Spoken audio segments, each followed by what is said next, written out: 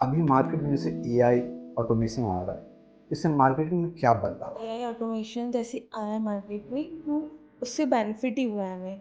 कोई लॉस नहीं है, क्योंकि एआई ऑटोमेशन से हमारी चीज़ें बहुत इजीली हुई हैं। हम क्रिएटिविटी पे वर्क कर सकते हैं, ऑटो एड ऑटोमेशंस कर सकते हैं ऑप्टिमाइज करने के लिए। तो नेक्स्ट फॉलोअप क्वेश्चन अभिषेक आपसे ये है कि बहुत सारे नए बच्चे जो कि ग्राफिक डिजाइनिंग स्टार्ट करना चाहते हैं, उनको पता नहीं है कहाँ से स्टार्ट करें। तो आप बताएं कि कौन से सॉफ्टवेयर, कौन से टूल्स, कौन से प्लेटफॉर्म्स का बेसिक नॉलेज होना चाहिए ग्राफिक डिजाइनिंग में स्टार्ट करने। सर अगर बिगिनर की बात करूँ तो कोई भी स्टार्टिंग से स्टार्ट करें तो उसके लिए सबसे बढ़िया प्लेटफॉर्म है कैनवा। स्टार्ट करना चाहिए कैनवा से। उसमें डिज़ाइंस भी हैं, अदर डिज़ाइंस पे आप देख के कुछ नया बना सकते हो उसमें।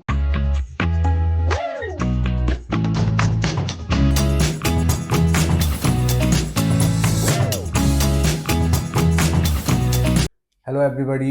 Welcome to the new episode of our podcast. Today, we are having with us Anjali and Abhishek. Anjali is the senior marketing expert, and Abhishek is a senior graphic designer working with Golden Eagle. So, let's talk to them and explore their journey. Anjali, हम आपसे शुरुआत करते हैं। आपने marketing का जो अपना career है वो कहाँ से स्टार्ट करा और क्यों स्टार्ट करा? मैंने अपनी कॉलेज की इनिशियल डेज़ में मार्केटिंग में इंटरेस्ट लिया था। जब मैंने एक स्टार्टअप वर्कशॉप अटेंड की थी, तब मुझे ओके। वहाँ पर स्पीकर को सुना, तब मार्केटिंग के बारे में पता चला कि हम हमारे प्रोडक्ट और सर्विसेज को कैसे लोगों तक पहुँचा सकते हैं और कैसे हमारा इम्पैक्ट उन पे जा सकता है, राइट। हमारी स्पीच के थ्रू, हमारे वर्क के थ्रू, हमारी क्रिएटिविटी के थ्रू। तो ओके। ये चीज़ मुझे इंस्पायर की कि मुझे हाँ, मार्केटिंग में ही जाना चाहिए। Okay, thank you. अभिषेक, आप बताना चाहेंगे कि आपने ग्राफिक डिज़ाइन को क्यों चुना और अभी तक की आपकी जर्नी कैसी रही? सर अगर मैं ग्राफिक डिज़ाइनर की बात करूँ तो मैंने स्टार्ट किया था एचटीएमएल सीएसएस से। ठीक है। मैं वेबसाइट बनाता था, ओके। कोडिंग करता था। कोडिंग के साथ साथ मेरा इंटरेस्ट विजुअल के साइड पे गया। मैंने ठीक है। देखा, मैंने बनाया एक दो बार, हाँ। फिर मैं उसको प्रेजेंट किया। तो बनाते किस में थे? फिग्मा में, एडोब फोटोशॉप में, स्केच सर में? तब शुरू में फोटोशॉप में बनाता था। ओके। तब मैं फोटोशॉप में बनाता था, उसको प्रेजेंट करता था कई सारी जगहों पर। हम्म। लिंक्डइन हो गया, ये सारी चीज़ें तो मुझे अच्छा लगा। बाकी मैं अदर कंपनियों के अगर मैं देखूँ तो वहाँ पे अच्छे अच्छे पोस्ट आते थे, तो मतलब मेरा उधर इंटरेस्ट ज़्यादा हो गया, ओके। तो मैंने ग्राफिक डिजाइनर को मैंने चुन लिया। तो नेक्स्ट फॉलोअप क्वेश्चन अभिषेक आपसे ये है कि बहुत सारे नए बच्चे जो कि ग्राफिक डिजाइनिंग में स्टार्ट करना चाहते हैं, तो उनको पता नहीं है कहाँ से स्टार्ट करें। तो आप बताएं कि कौन से सॉफ्टवेयर, कौन से टूल्स, कौन से प्लेटफॉर्म्स का बेसिक नॉलेज होना चाहिए ग्राफिक डिजाइनिंग में स्टार्ट करने के लिए। सर अगर बिगिनर की बात करूँ, कोई भी स्टार्टिंग से स्टार्ट कर रहा है तो उसके लिए सबसे बढ़िया प्लेटफॉर्म है कैनवा। ओके। स्टार्ट करना चाहिए कैनवा से। उसमें डिज़ाइंस भी हैं, अदर डिज़ाइंस पे आप देख के कुछ नया बना सकते हो उसमें। सेकंड थिंग मैं बोलना चाहूँगा, एडोब फोटोशॉप, एडोब इलस्ट्रेटर हाँ। प्रोफेशनल डिज़ाइन के लिए। हाँ। और थर्ड चीज़ है फिग्मा, ओके। यूआई यूएक्स के लिए। ठीक है। अगर इनके बारे में ट्रेनिंग लेनी हो तो मुझे लगता है कि ऑनलाइन या यूट्यूब पे भी बहुत सारे वीडियोस मौजूद हैं जो कि उनको हेल्प कर सकते हैं, हाँ, राइट? बहुत सारे वीडियोज़ हैं। और फिर उसके बाद कई सारे वेबसाइट हैं अच्छा। जहाँ पे आप जाके पढ़ भी सकते हो उसको। ऑनलाइन आप सर्च कर लो गूगल पे, बहुत सारी वेबसाइट है जो कि बिगिनर से लेकर पूरा मतलब एकदम एक्सपीरियंस तक का पूरा सब चीज़ उसमें लिखा होता है। आप पढ़ के कर सकते हो आप उसको। Great, great. सेम चीज़ अंजलि मैं आपसे पूछना चाहूँगा कि अगर कोई आम इंसान है, उसको अगर डिजिटल मार्केटिंग समझाना है। देखिए, एक मार्केटिंग तो ये होती है कि टीवी में चल रहा है ऐड, पोस्टर्स, बैनर लगे हुए हैं सड़कों पे, बिलबोर्ड्स लगे हुए हैं जो कि सभी देखते हैं। अगर डिजिटल मार्केटिंग किसी को समझाना है आज के टर्म्स में, तो आप वो कैसे समझाएंगे उसको कि डिजिटल मार्केटिंग क्या होता है? डिजिटल मार्केटिंग सिंपल कह सकते हैं, हम एक ऑनलाइन प्लेटफॉर्म्स पे वर्क करता है। ठीक ठीक है। है, हम कह सकते हैं social medias, different Facebook, LinkedIn और अदर वेबसाइट्स पे भी होता है। तो हम एडवर्टाइजिंग के थ्रू हमारे टारगेट ऑडियंस तक पहुंचना होता है। ये सिंपल टर्म कह सकते हैं डिजिटल मार्केटिंग की। मेनली यही होता है डिजिटल मार्केटिंग में। ओके, तो इसमें आप क्या क्या करते हैं? जो बेसिक हम एलिमेंट्स बताएं। पोस्टिंग तो एक हो गया, हाँ। ब्लॉग पोस्ट भी होते होंगे, राइट? राइट।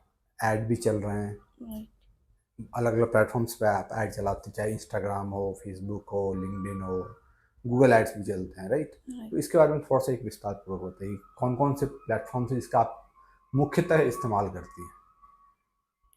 बेसिकली तो मैं लिंक्डइन, इंस्टाग्राम, फेसबुक यूज़ करती हूँ।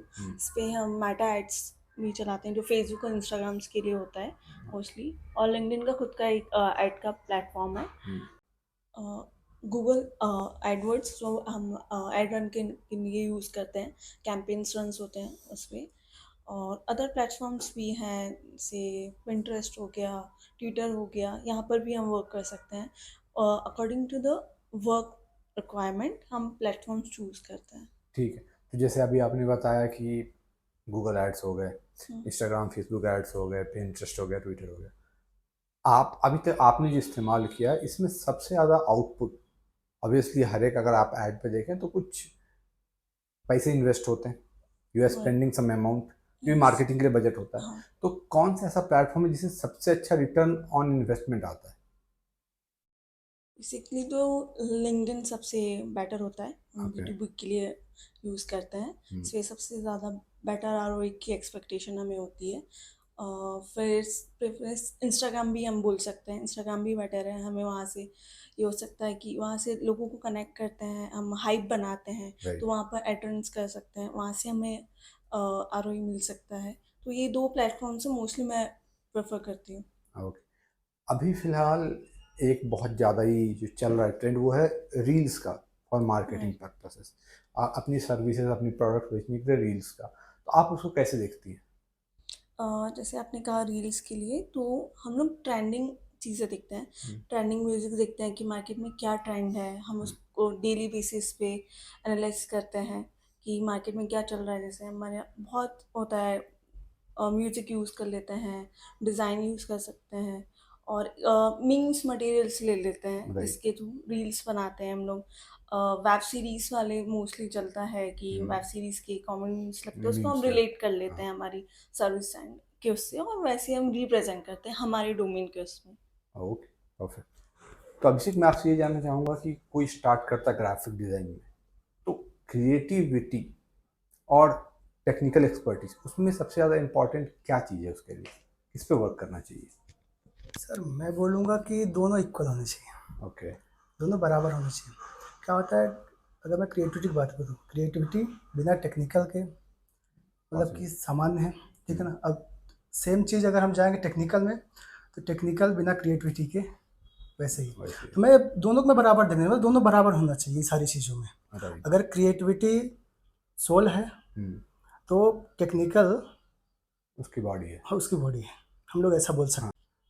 अगर माइंड में कोई भी चीज़ क्रिएटिव आ रही है तो उसको इम्प्लीमेंट करने के लिए जो टेक्निकल एक्सपर्टीज़ है वो बॉडी होना ज़रूरी है, अदरवाइज वो एक्सप्रेस नहीं हो पाएगा।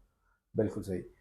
अब मैं आपसे ये जानना चाहूँगा कि कोई ग्राफिक डिज़ाइन में स्टार्ट करता है, वो क्रिएटिव है, पर उसके काम में और एक एक्सपर्ट के काम में या एक इंटरमीडिएट के काम में एक बहुत बड़ा डिफरेंस नज़र आता है। तो आपको क्या लगता है कौन कौन सी कॉमन मिस्टेक्स है जो कि एक फ्रेशर करता है और उसको कैसे अवॉइड कर सकता है? सर अगर मैं फ्रेशर की बात करूँ, तो फ्रेशर क्या करते हैं, अगर कलर कॉम्बिनेशन सबसे पहले क्या होता है, उनका कलर कॉम्बिनेशन मैच नहीं खाएगा कभी भी, वो कलर कॉम्बिनेशन ध्यान नहीं दे पाते हैं। हम भी कभी फ्रेशर थे, हमने भी गलतियाँ की हुई, तो हमको बिल्कुल। पता है अच्छे से कि फ्रेशर जो मेन चीज़ वो करेगा कि बैकग्राउंड उसका एकदम अटपटा ले लेगा। सेकेंड चीज़ आ जाता है फ़ॉन्ट। क्या होता है, हम लोग जो पोस्ट बनाते हैं कि मतलब एक या दो तरह की फ़ॉन्ट फैमिली यूज़ करते हैं बस। राइट। फ्रेशर क्या करते हैं, दो तरह तीन जितने टेक्स्ट हैं वो अलग अलग फ़ॉन्ट फैमिली यूज़ कर देंगे। सेकंड थिंग ये होगा। और थर्ड चीज़ होती है सर उसकी स्पेसिंग, वो बहुत मैटर करती है। पोस्ट को अगर अच्छा दिखना है तो उसकी स्पेसिंग सही होनी चाहिए, राइट। परफेक्ट स्पेसिंग होनी चाहिए। ये तीन चीज़ें सर। हाँ, ये फ़र्क तो हमेशा दिखता है जब कोई एक एक्सपर्ट या एक फ्रेशर डिज़ाइन बना रहा होता है, क्योंकि जब भी ग्राफिक्स आते हैं तो दिख जाता है कि फ्रेशर बहुत ज़्यादा ही एक्सपेरिमेंटल हो गए हैं और उनका डिज़ाइन जो है उतना एस्थेटिकली प्लीजिंग नहीं होता है। ऑब्वियसली वो एक्सपेरिमेंटल हैं तो वो 4-4 फ़ॉन्ट यूज़ कर लेते हैं, 4-5 कलर यूज़ कर लेते हैं। पर क्या होता है कि जो ग्राफ़िक होना चाहिए वो ऐसा होना चाहिए कि वो अट्रैक्ट भी करे, एस्थेटिकली प्लीजिंग भी हो और हमारे मार्केटिंग जो कैंपेन है उसके साथ भी जाए, राइट? मूविंग ऑन, यही सेम चीज़ मैं आपसे पूछना चाहूँगा अंजलि। अभी मार्केट में जैसे एआई ऑटोमेशन आ रहा है, इससे मार्केटिंग में क्या बदलाव आ रहा है? एआई ऑटोमेशन जैसे आया है मार्केट में, तो उससे बेनिफिट ही हुआ है हमें, क्योंकि लॉस नहीं है, क्योंकि एआई ऑटोमेशन से हमारी चीज़ें बहुत इजीली हुई है। हम क्रिएटिविटी पे वर्क कर सकते हैं, एड ऑटोमेशंस कर सकते हैं ऑप्टिमाइज करने के लिए, रिपोर्टिंग्स के लिए। बट हाँ, क्रिएटिविटी, ह्यूमन क्रिएटिविटी ज़्यादा बेटर है। अभी भी वो चीज़ रहेगी कांस्टेंट। कि जब भी कोई नया इंसान आता है मार्केटिंग में, तो कौन सी कॉमन मिस्टेक्स करता है? जब वो कोई कैंपेन प्लान कर रहा हो या कोई ऐड रन कर रहा हो, चलिए उसने ऐड रन करना सीख लिया गूगल पे, मेटा पे, पर जब उसके ऐड में वो आउटपुट नहीं आता, उसके पोस्ट में वो इंगेजमेंट्स नहीं आती, उसके जो रील्स हैं उस पर वो इम्प्रेशंस नहीं आते, वो व्यूज़ नहीं आते, तो वो क्या कौन सी कॉमन मिस्टेक्स करता है जो उस पर अवॉइड करनी चाहिए? कैंपेन रन करने से पहले हमें मार्केट रिसर्च करना मस्ट होता बहुत है, ज़रूरी है, राइट। कि उसके बिना हम हमारी टारगेट ऑडियंस को क्या चाहिए और क्या नहीं, वो हमें नहीं पता नहीं होता है। बताता। तो हमें पहले, सबसे पहले यूज़र्स को समझना होता है, ठीक है? उसके अकॉर्डिंग हमारे गोल्स को ऐसे लेके जाना होता है।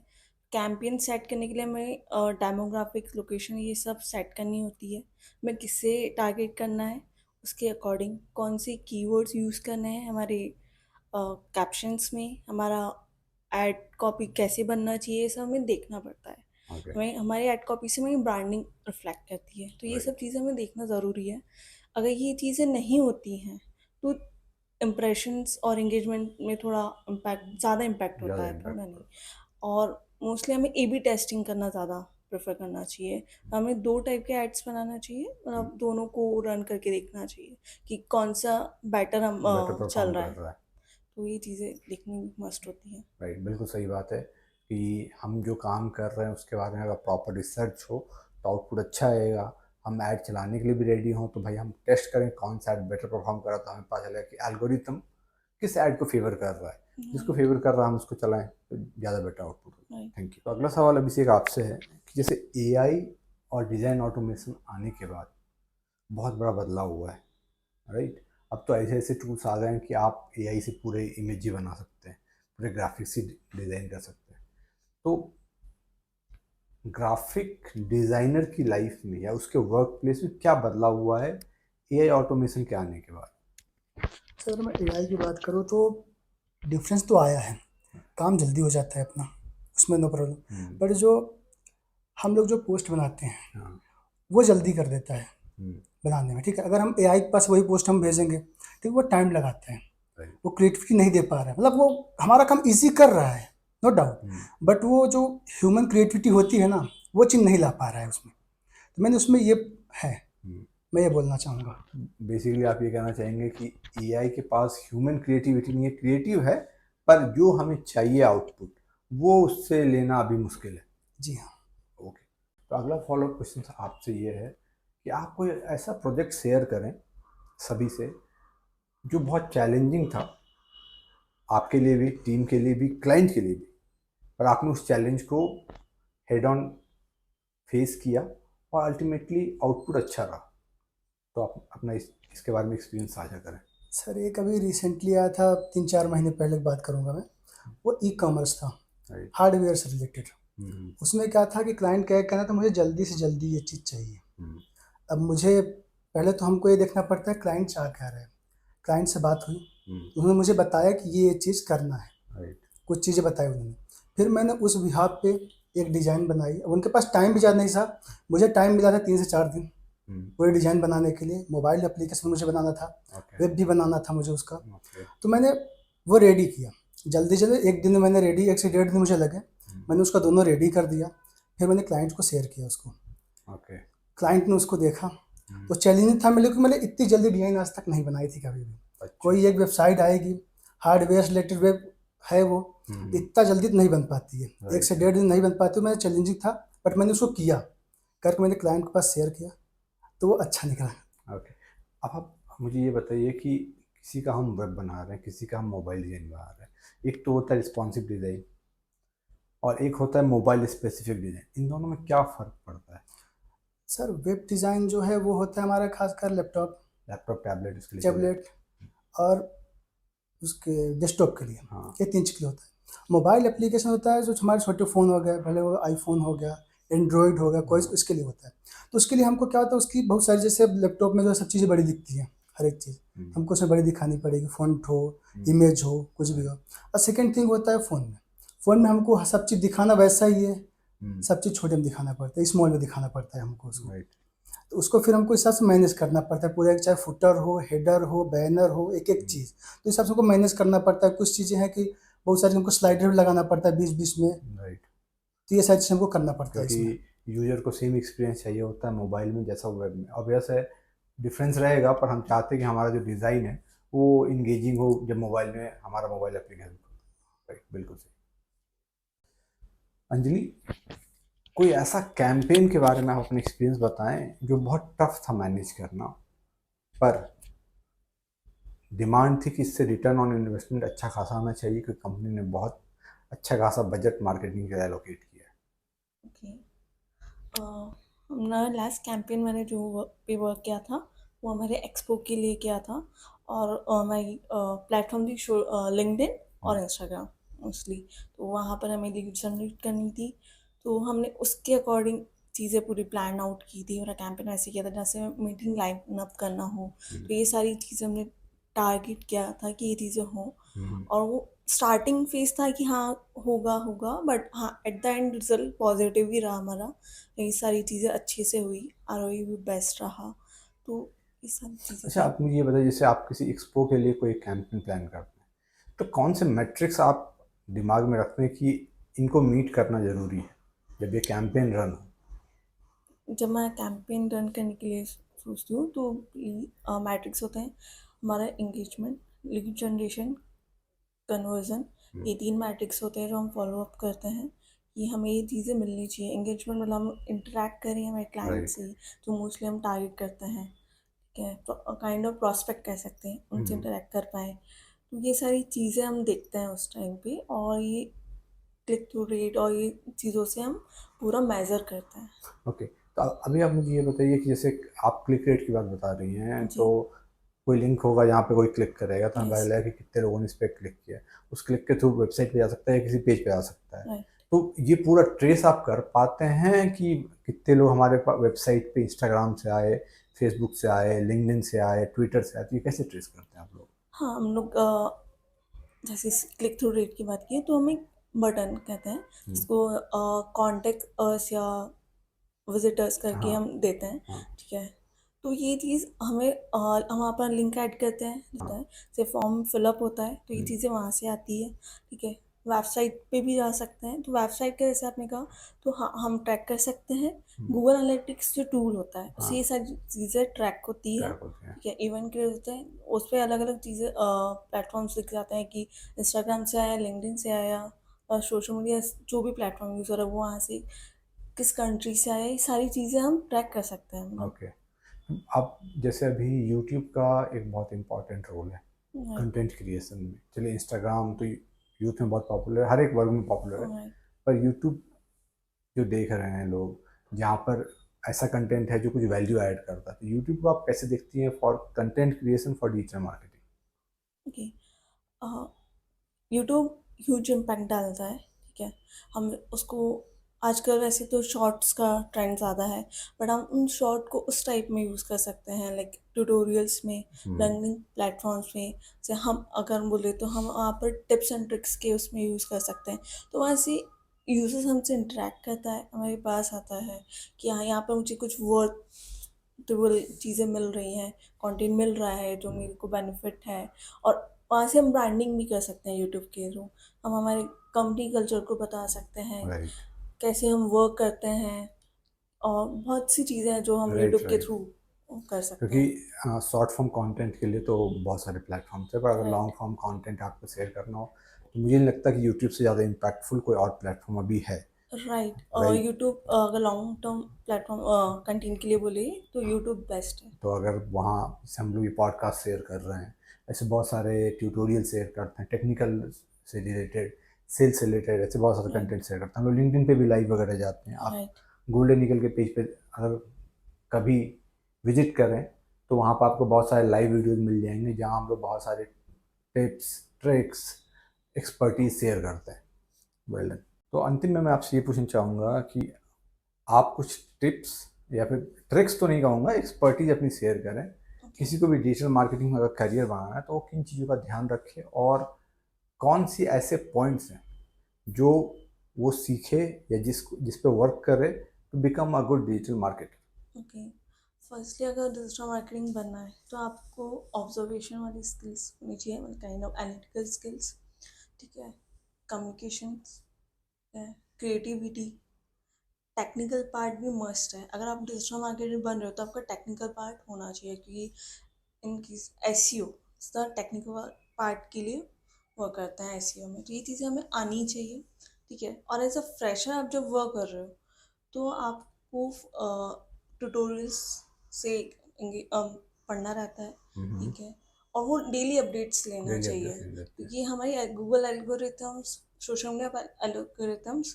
चेंज होती होती रहती है, रहती है। और इसके लिए हमें ट्रेंड को फॉलो करना और सारी मतलब एक तरह से ऐसे लेटेस्ट अपडेट्स होनी चाहिए। अगर हमें ये नहीं है तो हम डिजिटल मार्केटिंग में इतना परफेक्ट कभी नहीं हो नहीं पाएंगे, होगा। क्योंकि और हमारे इसमें कंसिस्टेंट लर्निंग हम्म, मस्ट है। हम ऐसे नहीं कर सकती आज पढ़ा कल छोड़ दिया, वो हमारे प्रोफेशनल में नहीं होता है, ठीक है। और डेली हमें ये ढूंढना चाहिए कि अगर ये ट्रेंड आया तो उसको हमें इम्प्लीमेंट करना कैसे चाहिए, implement? ठीक है। वो किस तरह से करना है ये आपको पता होना चाहिए। तो ये चीज़ें हैं जो मस्ट डिजिटल मार्केटर के पास होनी चाहिए बिल्कुल, स्किल्स। डेली अपडेटेड रखना है, नई ट्रेंड्स को फॉलो करना है, उसको इम्प्लीमेंट करना है, हमेशा कुछ ना कुछ सीखते रहना है। ये कंटिन्यूस लर्निंग प्रोसेस है। डिजिटल एज में ये है कि अगर आपने कुछ दिनों के लिए चीज़ें छोड़ दी तो आप ऑब्वियसली पीछे रह जाएंगे। तो लर्निंग कर्व जो है वो हमेशा कंटिन्यूस बना रहना चाहिए। सेम क्वेश्चन आपसे रहेगा अभिषेक कि अगर कोई ग्राफिक डिज़ाइन में अपना करियर स्टार्ट करना चाहता है और एक अच्छा ग्राफिक डिज़ाइन में बनना चाहता है, किन किन चीज़ों का उसको ख्याल रखना चाहिए? सर पहली चीज़ तो मैं बोलूँगा उसको अपना पोर्टफोलियो बनाना पड़ेगा। एक परफेक्ट पोर्टफोलियो बनाओ, ठीक है, सब ज़्यादा मैटर हो करता है। फिर सेकंड चीज़ आ जाता है कि आप टूल्स। Tools, right. आप टूल्स का ध्यान दो। हाँ। फोटोशॉप हो गया, अभी जब मैंने रिसेंटली बताया हुआ है, हाँ। फोटोशॉप, फिग्मा और कैनवा। Canva। सेकेंड चीज़ हो गया। थर्ड चीज़ हो गया केस स्टडी। हम्म, आप लिखो, आप पोस्ट करो उसको। हम्म, आपको फिर फोर्थ चीज़ हो गया कि आपको लिंक्डइन पे, ड्रिबल पे आपको लाइव रहना पड़ेगा। हाँ, आप वहाँ पे अपने केस स्टडी पोस्ट करो, ये सारी चीज़ करो जिससे क्लाइंट देखे, फिर उसको आप उसमें करियर आप बना सकते हो। मगर ये चार चीज़ हैं कि मोस्ट आपको ये करनी ही पड़ेंगी, आपको आनी ही चाहिए। बेसिकली क्रिएटिव रहना पड़ेगा, टूल सीखना पड़ेगा और अपने वर्क पे कांस्टेंट फीडबैक लेना पड़ेगा, तभी आप ग्राफिक डिज़ाइनर एक अच्छे बन सकते हैं। जी सर। तो ये था आज का podcast guys. I would like to thank Anjali and Abhishek again for sharing their views. अगर आपको ये वीडियो अच्छा लगा तो लाइक करो, फॉलो करो, सब्सक्राइब करो। कुछ क्वेश्चंस अगर आपके हैं तो प्लीज़ कमेंट करो। Thank you for watching.